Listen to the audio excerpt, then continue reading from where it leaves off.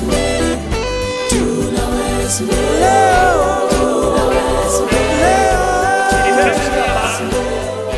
get the results of the account, Kenya 1.6.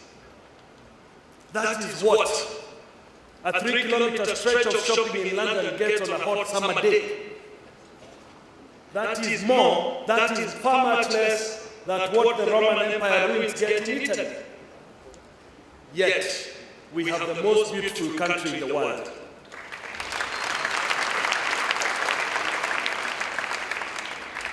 I can tell you this today, I've been to over 100 countries of the world, and I have not seen a more beautiful country than Kenya.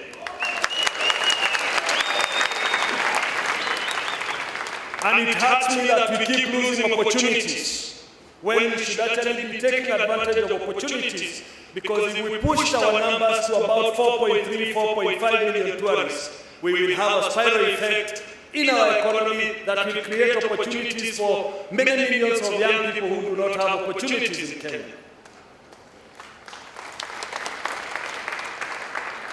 I told you we must have national polytechnics, because the other sector that we must deal with is manufacturing.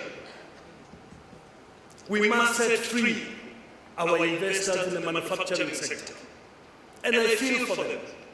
Most of them are relocating because they go to the neighborhood where they are secure. They go to the neighborhood where the roads are there. But when they are here and they just take the security subsector, they have to pay for CCTV, they have to pay for laser wire, they have to pay for alarms, they have to pay for dogs, they have to pay for watchmen and women. All these add to the cost of production and makes our country very, very expensive. And therefore, we must see how to define the manufacturing sector in our country. We must see how to help it. We have signed good treaties. We have signed the East Africa Community.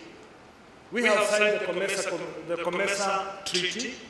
And these are trade agreements that we ought to take charge, because we are better placed to take charge. We need to create avenues for our young innovators. Young innovators, because they have proved to the rest of the world that they are able. And ICT is here to stay. And we must ensure that our young men and women take advantage of innovation which they have, to ensure they can be able to develop their products outside Kenya. Ladies and gentlemen, those four sectors should be able to take our economy back to 10% and create enough opportunities for thousands and millions of Kenyans who are still jobless today.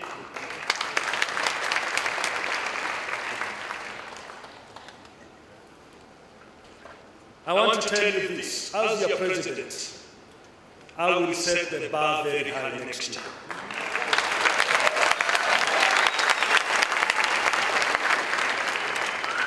I will ensure that the constitution that we so much passed is implemented in full. I will ensure that the institutions that were supposed to be set up are operational. But I will also ensure that the rule of law is followed to the letter. I want to assure you, there is nobody who is above the law. Similarly, nobody will be below the law. And I will ensure that the reforms in judiciary are accelerated further, because I want to ensure there is very efficient dispensation so that crime does not pay in our country, and we make sure that people pay for what they commit in our country. We have far too many things happening in forms of impunities because we do not punish. People escape despite committing crimes in our country. And I can assure you that we can be a deterrent by being efficient, by following the rule of law, and ensuring that everybody who makes a mistake pays for it.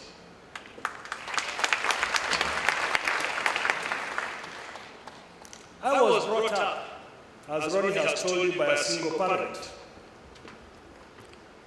From what I've heard of Ronnie today, they were lucky they had 2 rooms. We lived in 1 room with my mother. She's not here with us, but I know she's watching this from her television set. And Mama, I know you are proud wherever you are.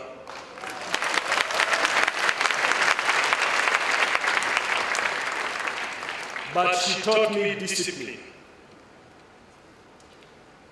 She was tough as they come. And when I thought I was done and I was going into a boarding school in Form 1, she chose for me the Starehe Boys Center. Not because I had it here, but she wanted more discipline instilled. I want to assure you, I will instill severe discipline in our fiscal management of our economy.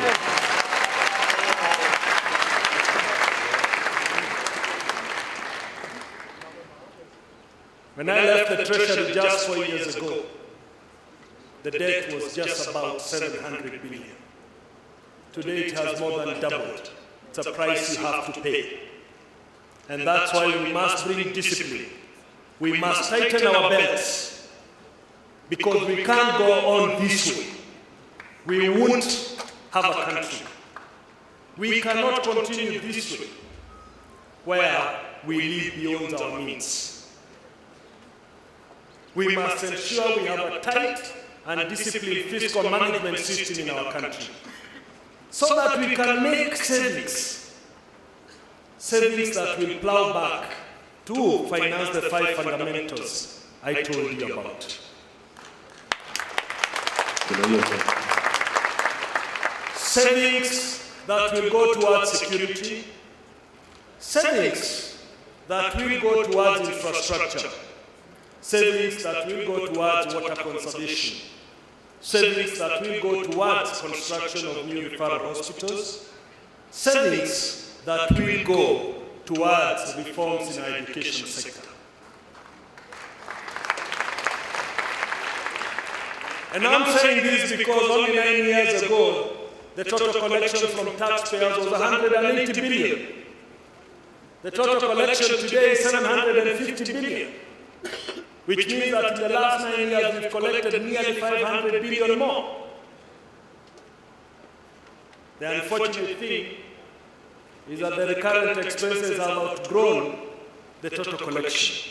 That's why I say discipline will be a must.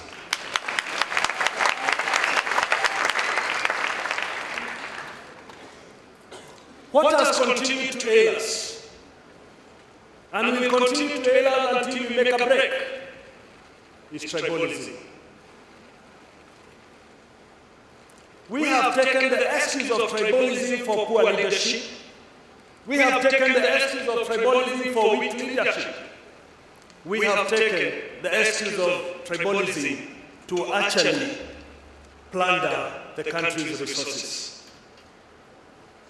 I tell you here today, I am in a unique position to ensure there is leadership that will end tribalism in our country.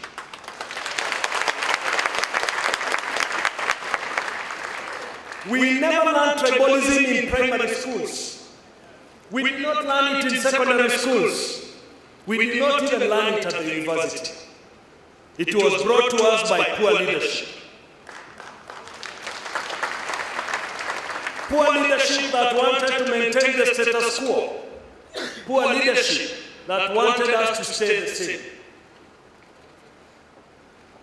I tell you today, I have told you, I'm in a very unique position to ensure there is no tribalism, and that every Kenyan will feel proud under my leadership to feel proud to be a Kenyan.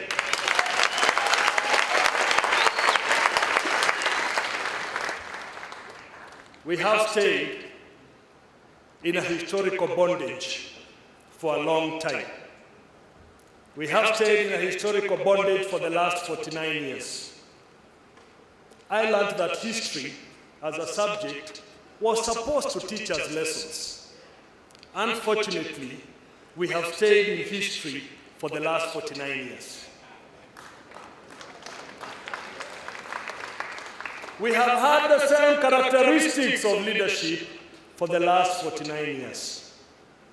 And as somebody told me in Kwale last week, ni wale wale, na kama si wale wale wanahusika na wale wale, na wanataka tukae pale pale, na tukae hivyo hivyo.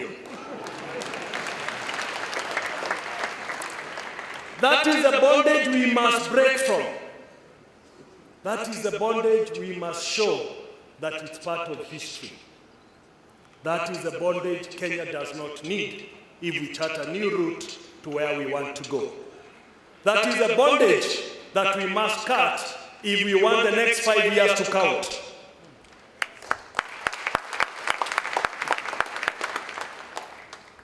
I grew up when the best example was a box. And we used to be told, you're either in the box, and when things got bad, you are told, get out of the box. I want to tell you Kenyans today, throw away the box. Free your mind. Throw away that box. Free your mind. You will have effective leadership when you free your mind. Leadership is about, and must be, about ability. Ability to work for the people of Kenya. Leadership must be about energized leadership. Leadership must be about passion. Leadership must be about love for the people of Kenya. Leadership must be about vision for the people of Kenya. These are strong tenets of leadership.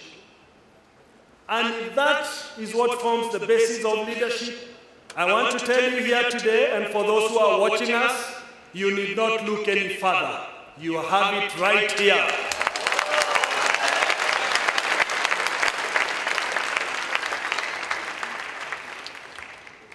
As I conclude, let me say this. There are those who might try to discourage you. There are those who might try to distract you.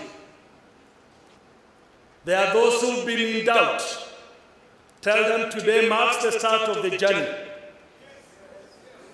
That today, the 4th of November, marks the start of the journey.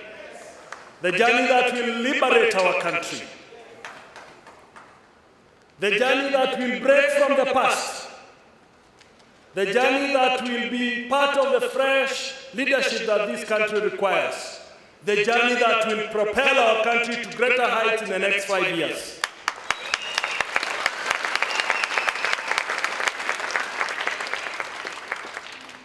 Because we must do it for Kenya. We must do it for ourselves. We must do it for our children. We must do it for the future generations of our country. Ladies and gentlemen, it is with God's grace, total humility, and with a deep sense of responsibility that I offer my candidature for the presidency of Kenya in the year 2013.